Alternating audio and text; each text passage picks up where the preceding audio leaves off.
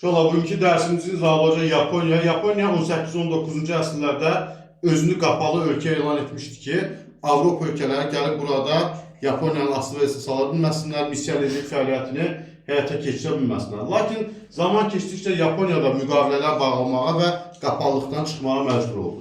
1854-cü ildə ABŞ-la dostluq müqaviləsi bağlandı. Bu müqaviləyə görə Shimoda'da ABŞ konsulluğu açıldı.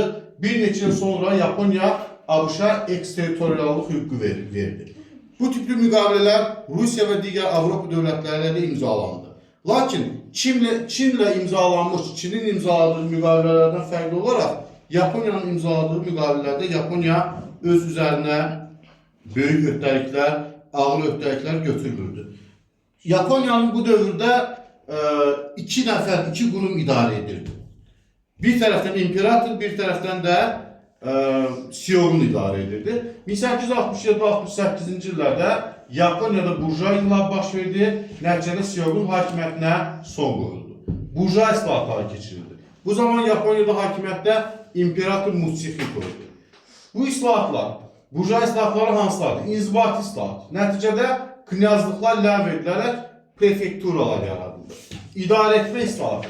Nəticədə nazirliklər yaradıldı. 1889-cu ildə konstitusiya qəbul olundu. Yaponiya konstitusiyalı monarxiya elan oldu. Hərbi islahata görə samuray dəstələri ləğv edildi.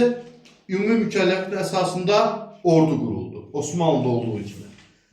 İqtisadi islahata görə vahid pul sistemi yaradıldı. Bundan başqa müxtəlif şirkətlər ayrı şəxslərə satıldı və nəticədə Mitsubishi kimi böyük firmalar yarandı.